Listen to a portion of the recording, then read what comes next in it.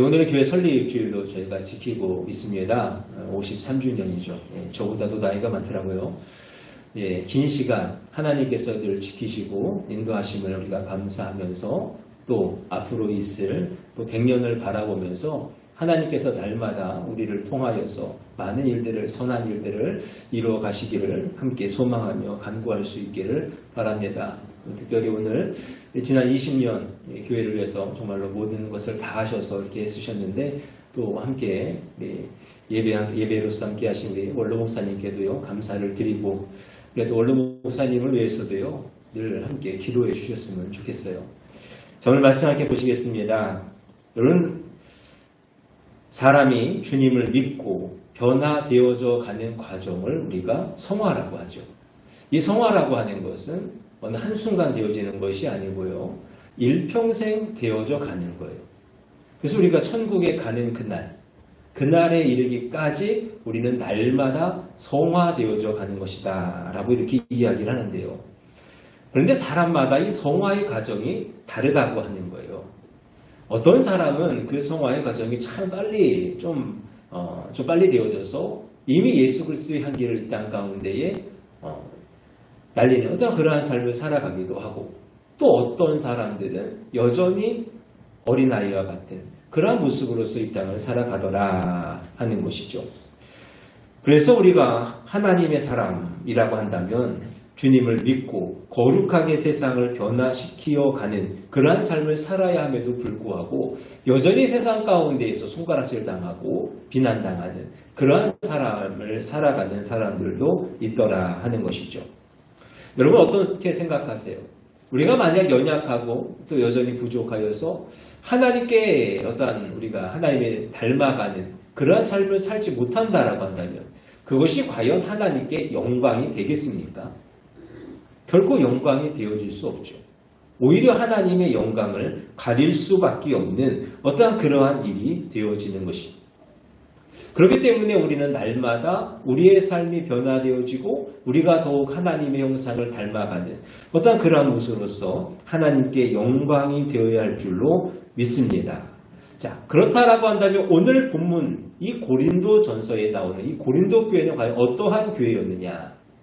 하나님의 영광을 돌리는 교회였느냐? 아니면 가리는 교회였느냐? 하는 것이죠.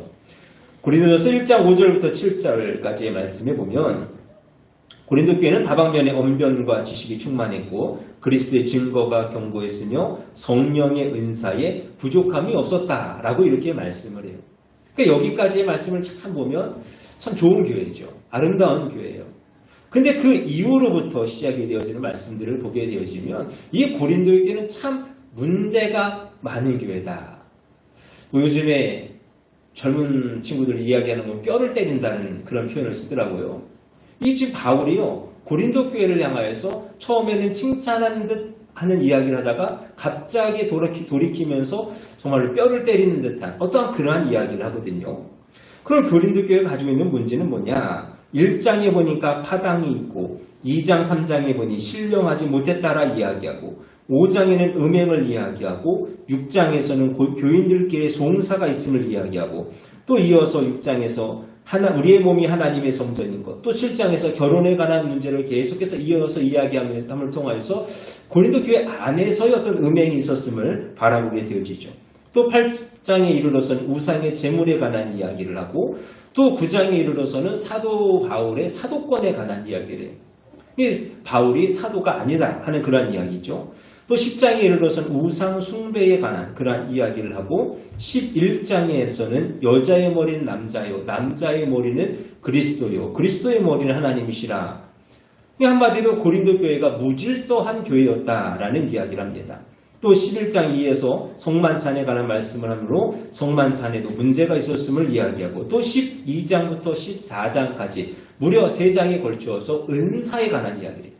그 은사가 질서 있게 선하게 바르게 그렇게 사용되어져야 되는데 오히려 은사를 통해서 사람들이 자신의 어떤 영광, 유익을 챙기는 그러한 일들이 있었음을 우리 가운데 이제 이야기하고 있는 것이죠. 자, 보세요.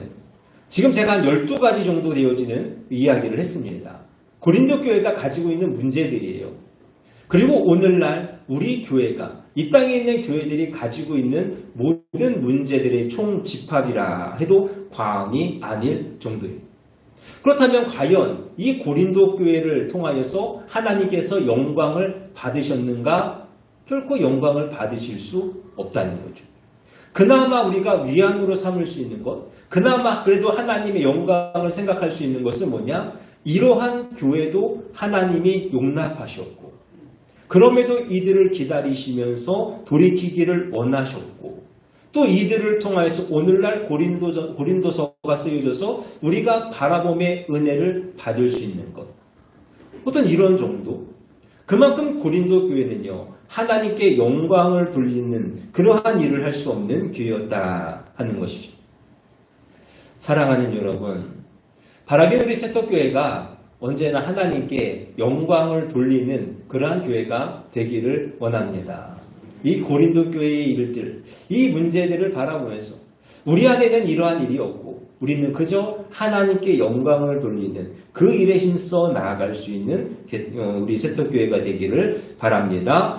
자, 그 이야기를 이제 조금 본문을 중심으로 조금 더 자세히 이야기를 해보면, 이 본문 바로 앞에서 이제 우상 숭배와 우상의 제물에 관한 이야기를 나누고 있어요.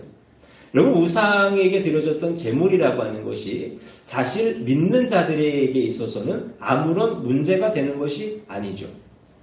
그럼 우상에게 바쳐졌던 것이라 할지라도요, 그것은 하나님이 주신 것이기 때문에 우리가 마음에 꺼리낌이 없이 먹어도 괜찮아요. 그것이 우리가 별로 그것에 관해서 마음 가운데 이렇게 어려워할 일은 아니에요.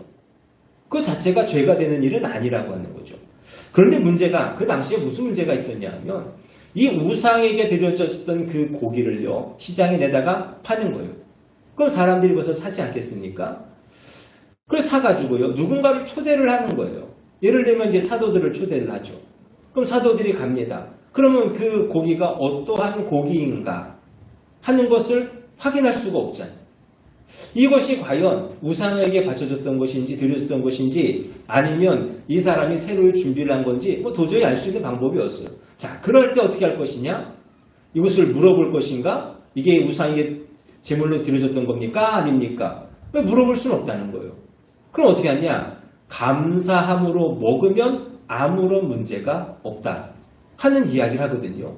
그런데 바울이 계속해서 하는 이야기가 뭐냐면, 그러나 믿지 아니하는 사람들, 아니면 아직 믿음에 온 장성함에 이르지 못한 사람들, 그런 사람들이 혹시라도 그 모습을 보면, 저 사도가 지금 우상에게 바쳐졌던 저 재물을 먹네?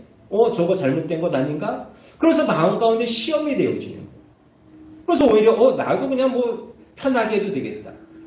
믿음이 온전한 어떤 믿음이 장성한 가운데서는 상관이 없지만, 믿음이 연약한 가운데서는 아직은 그런 일을 우리가 자제해야죠. 멀리해야죠. 어떤 그러한 일들이 생겨날 수 있다고 한다는 것. 자, 그러면서 하는 이야기가 31절입니다. 그런즉 너희가 먹든지 마시든지 무엇을 하든지 다 하나님의 영광을 위하여 하라. 여러분, 이 말 속에 들어있는 바울의 마음을 아셨으면 좋겠습니다. 바울이 이 말을 하는 그 이유는요, 그거예요. 우리가 무엇을 하든지, 별거 아닌 걸 수도 있고 대단한 걸 수도 있고, 무엇을 하든지 우리가 바라고 우리가 구해야 될 것은 하나님의 영광이라고 하는 거예요. 나는 아무런 거리낌이 없어요. 나는 아무런 불편함이 없어요. 그래도 다른 사람들에게 유익이 되지 못하고 다른 사람들에게 그것이 시험거리가 되어진다 그러면 우리는 하지 않는 거예요. 왜? 하나님의 영광을 위하여 살아가야 되니까. 아니, 내가 이것저것 고민할 것도 많고 생각할 것도 많은데 다른 사람들이 어떻게 생각하고 다른 사람들이 어떻게 받아들이는지 내가 그것까지 신경 써야 되니까 난 너무 내 삶이 피곤하고 힘들어서 그런 것까지 없습니다 라고 이야기하는 것이 아니라, 정말 우리가 무엇을 하든지, 우리가 어떠한 상황 가운데 있다 할지라도 오직 하나님의 영광을 바라보며 하나님께 영광 돌리고자 하는 그 마음, 우리가 그 마음을 지켜 나아갈 수 있어야 한다는 것이죠. 이것이 우리의 마음이 되어지고 우리 교회의 소망이 될 수 있기를 원합니다. 여러분, 다른 이유 없어요. 오직 하나님의 영광을 위하여서 우리가 함께 가는 거예요. 살아가는 것입니다. 교회가 53년을 이어져 왔습니다. 지켜왔습니다. 그럼 이후에 더 많은 세월들도 바라봐야 되지 않겠어요? 그럼 우리가 그 일들을 바라보면서 어떤 마음을 가지시겠어요? 오직 우리가 가져야 될 마음은 한 마음, 하나님의 영광을 위하여서. 17세기 중반에 웨스트민스터에서 회의가 있었습니다. 1643년에서 1649년까지 6년 동안 회의를 했어요. 경건하고 박식한 신학자들 121명, 그리고 장로들 30명. 여기서 장로라고 하는 사람들은 상원의원 10명, 하원의원 20명이라고 하는 어떤 그러한 사람들이에요. 그러니까 내노라 하는 사람들이라는 이야기죠. 그들이 6년간 모여가지고요, 창세기부터 요한계시록까지 하나님의 진리를 하나씩 정리를 하기 시작해요. 그 가운데서 나온 것이 웨스트민스터 신앙고백이에요. 그리고 그 가운데 소요리 문답이라고 하는 것이 있는데요. 거기서 이야기하는 첫 번째가 무엇입니까? 사람의 제일되는 목적이 무엇인가? 그것은 하나님의 영광을 위하여 하나님을 기쁘시게 하는 것이 사람의 제일되는 목적이라. 여러분 보세요. 여기서도 그런 거예요. 6년이라는 시간입니다. 그 많은 사람들이에요. 그들이 열심히 연구하고 또 그들이 열심히 바라본 가운데에 사람으로서 가장 먼저 생각하고 사람이 언제나 제일 우선으로 생각해야 될 것은 뭐냐? 바로 하나님의 영광이라고 하는 거. 사랑하는 여러분, 오늘 우리는 무엇을 목표로 삼고 살아가고 있습니까? 오늘 우리 세탁교회는 과연 무엇을 위하여서 살아가고 있습니까? 우리는 오직 하나님의 영광을 위하여 나아가야 할 줄로 믿습니다. 그리고 다른 것이 목적이 되어지면 안 돼요. 다른 것이 목표가 되어지면 이 고린도 교회와 같이 여러 가지 많은 문제들을 만날 수밖에 없습니다. 그러나 우리가 오직 하나님의 영광을 위하여 나아간다고 한다면 결코 우리 안에는 하나님의 영광을 가리우는 그러한 일이 되지 않을 줄로 믿습니다. 자, 그러면 우리가 하나님의 영광을 위하여 살아간다는 것은 어떠한 이야기인가? 첫째로, 하나님의 영광을 위하여 사는 것은 하나님의 영광을 반사하는 것입니다. 여러분 한번 생각해 보세요. 우리가 하나님을 더 영광스럽게 할 수 있을까요? 없을까요? 우리가 잘 산다라고 해서 하나님의 영광이 더 커지고 우리가 잘 못 산다라고 해서 하나님의 영광이 작아지는 일이 있을까요? 그럴 수 없어요. 왜냐? 하나님은 이미 그 영광과 영화가 완전하신 분이에요. 그러니 우리가 어떻게 한들 그 영광이 작아지거나 커지거나 하는 일은 없어요.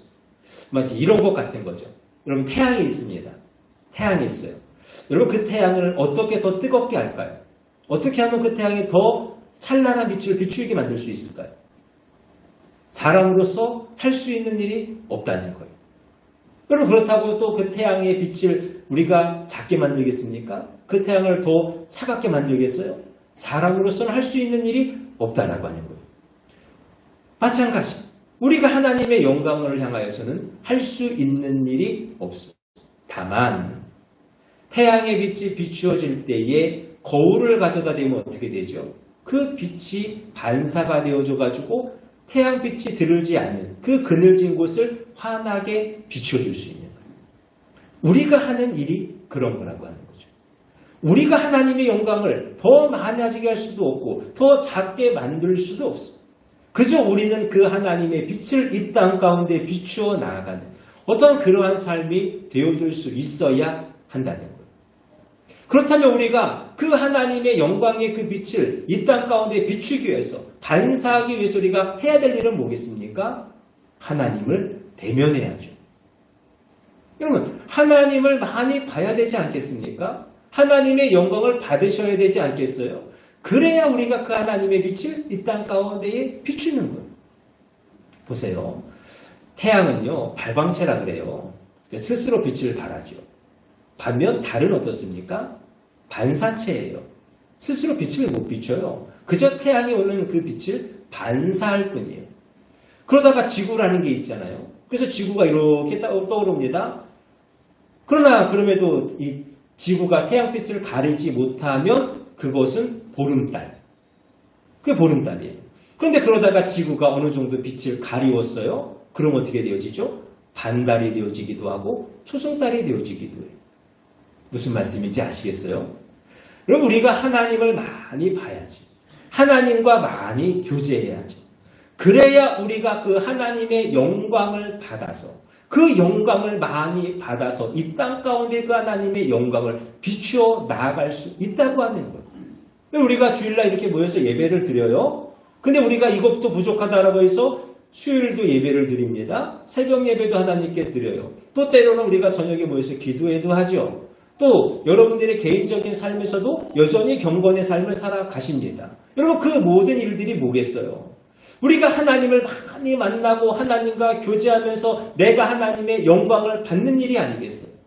내가 그렇게 하나님의 영광을 많이 받아서 이 땅 가운데 하나님의 그 빛을 비추는 것, 이 땅 가운데 하나님의 영광을 밝게 드러낼 수 있는 것, 그것이 우리가 살아가야 할 삶의 모습이라고 하는 것이죠.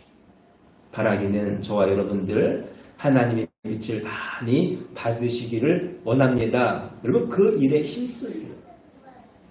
하나님과 많이 만나시고 많이 교제하셔서 그 빛을 그 영광을 많이 받으셔서 이 땅을 밝게 비출 수 있는 우리가 되기를 바랍니다. 두 번째로 모든 일을 하나님을 위하여 하는 것이다는 거예요. 본문에서 모든 일을 하나님의 영광을 위하여 하라라고 이야기하죠. 이 말은 결국 하나님을 위하여라는 말로 풀이할 수 있습니다. 여러분 목회도 마찬가지죠. 목회라고 하는 것이요. 하나님을 위하여 하는 일도 있지만요. 때로는 자기를 위하여 하는 어떠한 그러한 일들도 있어요. 보세요. 제가 제대를 하고 졸업을 하고 군대 가기 전에 화력발전소에서 일을 했던 적이 있습니다. 아르바이트를 한 적이 있었는데 엄청 커요. 지금 교회 앞에서 뒤에 저보다 더 커요. 엄청 커요. 발전소 그 발전기 하나가. 그 엄청 큰 어떤 발전소에서 일을 하는데 같이 일하시는 어떤 나이 드신 분이 저한테 어느 날 그런 얘기를 하시는 거예요. 내가 돈이 조금 있는데 내가 교회를 지어줄게. 내가 교회를 지어줄 테니까 와서 네가 목회를 해라. 라는 얘기죠. 어찌 생각하면 은혜죠. 기회예요. 근데 그분이 다 그 뒤에 하는 말이 참 가관이에요. 그렇게 목회를 하면 헌금이 나오잖아요. 그러면 5대5로 나누자. 네. 5대5로 나누자. 이게 굉장히 황당한 거예요. 어이가 없는 거예요. 아니 교회가 그런 데입니까? 근데 우리 나이 드신 분이니까 그냥 괜찮아요. 아니에요. 라고 웃으면서 넘겼는데 돌아서면서 그런 마음이 들어요. 이렇게 할 수도 있겠구나. 이것에 동의하는 사람들도 있을 수 있겠구나 하는 마음. 세상 일도 마찬가지죠, 여러분. 여러분 세상 일을 한다고 해서 그 일이 하나님께 영광이 되지 않는 일이겠습니까? 그럼 세상 일을 해도요, 그것이 하나님을 위하여서라고 한다면 하나님의 영광이 되어줄 수 있어요. 내가 지금 무슨 일을 하느냐? 내가 지금 어디에 있느냐? 그것이 중요한 것이 아니에요. 누구를 위하여 하느냐? 그럼 이것이 중요하다라고 하는 거예요.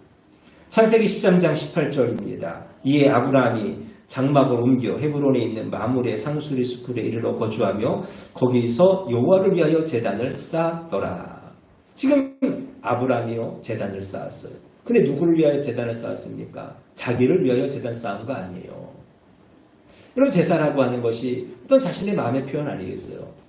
하나님을 위해서 여호와를 바라보면서 자신의 어떤 소원을 가지고 자신의 어떤 바람을 가지고 제단을 쌓은 것이 아니라 오직 여호와를 위하여 제단을 쌓았다는 거.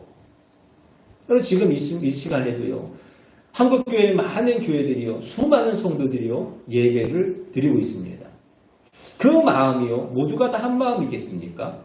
어떤 사람들은 정말로 하나님을 위하여 예배하는 사람들도 있을 수 있을 것이고 그러나 또 어떤 사람들은 내 문제가 있고 또 내가 하나님의 복을 누리기를 원하고 또 한편으로는 자신의 어떤 유익을 영리를 위하여서 예배하는 자들도 분명하게 있다고 하는 것.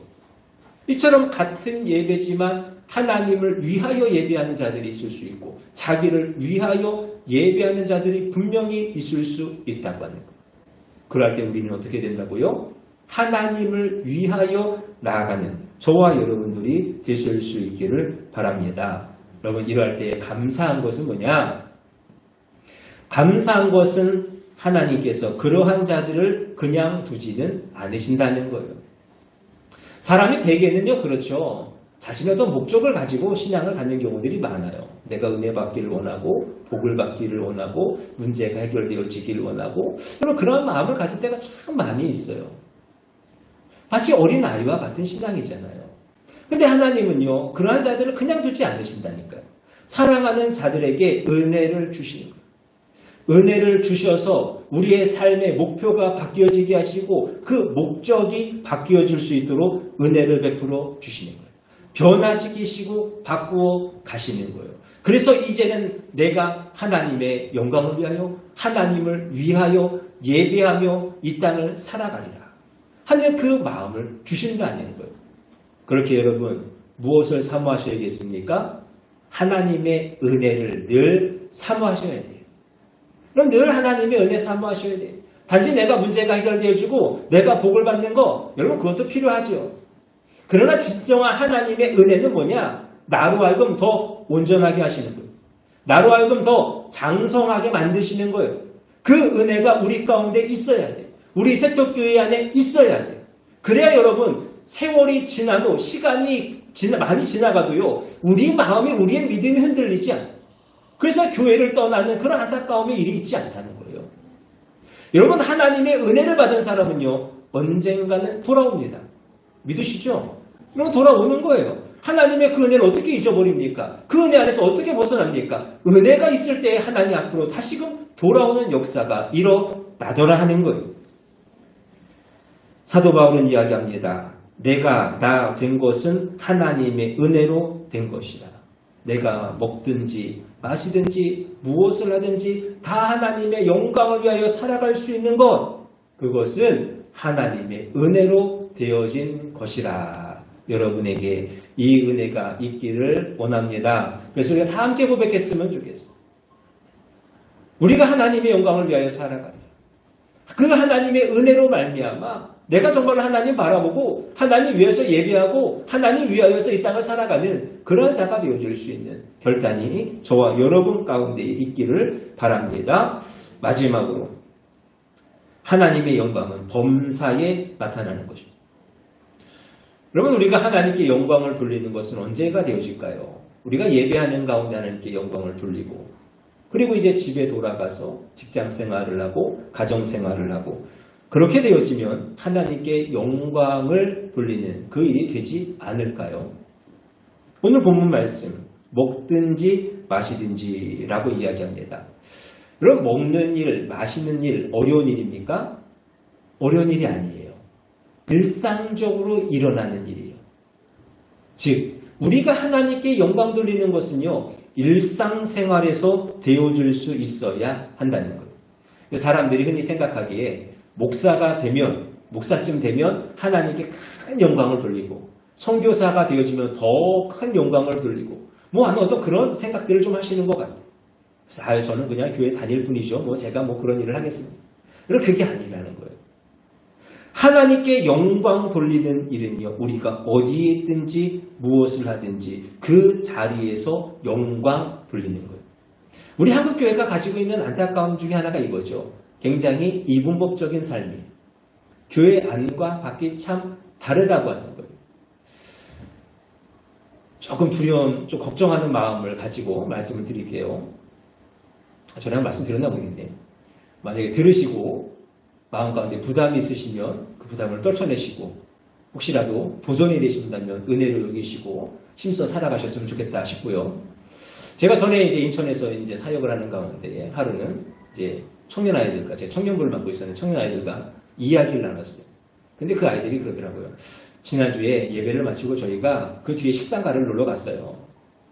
근데 사실 청년 아이들이 놀러 갈 만한 일이 뭐가 있겠습니까? 뻔하죠, 근데 놀러 갔는데 갔더니 교회 장로님이랑 안수지사님이랑 저쪽 어디 자리에 앉으셔가지고 치킨에 열심히 마시고 계시더라는 거예요. 그래서 어쨌든 봤으니까 인사해야죠. 인사를 했대죠. 그랬더니 그분들이 야 너네들 일로 와라. 옆자리 잡아줘가지고 거기서 치킨하고 또 열심히 같이 마셨다고 하는 이야기를 하는 거예요. 제가 그 이야기 들으면서 마음 가운데 참 힘이 들어요. 다른 날도 아니고 주일이었어요. 예배를 마쳤어요. 모두가 아멘하면서 또 감사함으로 그렇게 돌아갔어요. 근데 교회 밖을 떠나자마자 어떤 그러한 안타까움의 일이 되어지는 거예요. 그리고 우리는요, 언제가 되어졌든지, 어디서가 되어졌든지 하나님을 위하여 살아가는 거예요. 하나님의 영광을 위하여 살아가는 거예요. 어떤 목사님이 미국 칼빈 신학교에서 공부를 했다고 해요. 그래서 그 가운데 이제 통계학이라는 강의를 하나 듣게 되어졌는데 그 교수님이 첫 시간에 이런 기도를 하셨다고 합니다. 하나님, 우리가 이 통계학 공부를 해서 어떻게 하나님의 영광을 나타낼지 알게 해 주소서.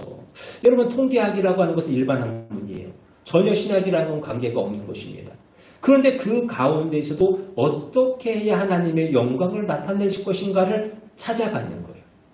그러면 이렇게 살아가는 것이 하나님의 영광을 위하여 살아가는 거예요. 여러분, 자녀들을 키우시잖아요. 어린 아이들을 보시잖아요. 그럼 언제 아이들에게 기쁨을 받으십니까? 그 아이들로 기쁘십니까? 갑자기 어디서 100점을 맞아오고 어디 가서 사람을 구해오고 뭐 큰 일을 해야 우리가 아이들을 바라보면서 기쁠까요? 물론 기쁘겠죠. 그런데요, 삶에서 작은 순종, 어떤 그러한 것들을 바라보면서 우리의 마음이 기쁨이 가득한 거예요. 그리고 하나님도 마찬가지. 우리가 뭐 하나님께 뭐 거창하고 어떤 목사님이 한동안 자랑스럽게 막 이야기하시더라고요. 뭐 어떤 것, 우리 교회 어떤 권사님 뭐라고 또 어떤 분을 뭐하고 모르겠어요. 그분 안에 어떤 일이 있었는지 모르겠는데 뭐 여러 가지 일들을 이야기하시더라고요. 꼭 그런 일이 있어야 하나님이 영광을 받으시고 하나님이 기뻐하시겠습니까? 아니잖아요. 우리가 살아가는 모든 날들 속에서, 모든 시간들 속에서 그 안에서 하나님께 순종하시고 하나님을 위하여 살아가시고 그렇게 하나님의 영광을 돌리는 것, 그것이 하나님이 기뻐하시는 삶이라. 바라기는 우리가 어디에 있든지 하나님의 영광을 위하여 살아가시기를 바랍니다. 어디에 계시든지 신앙의 경계를 느슨히 하지 마시고 한결같은 마음 가지시고 하나님 앞에 살아갈 수 있는 저와 여러분들이 되실 수 있기를 축원합니다. 말씀을 정리합니다. 우리 세터교회는 하나님께 영광 돌릴 수 있는 교회가 될 수 있기를 원합니다. 이 세상 속에서 우리가 든든히 서 간다는 것, 하나님의 은혜 안에서 우리가 온전히 주의 뜻을 이루어간다는 것, 그 모든 일들 속에서 하나님께 영광이 될 수 있기를 바랍니다. 그 일을 위하여서라도 하나님의 영광을 많이 받으시고 무슨 일을 하든지 어디에 있든지 오직 하나님을 위하여 하나님께 영광 돌릴 수 있는 저와 여러분들, 우리 새떡교회가 되어지기를 주님의 이름으로 축원합니다. 우리 함께 기도하겠습니다.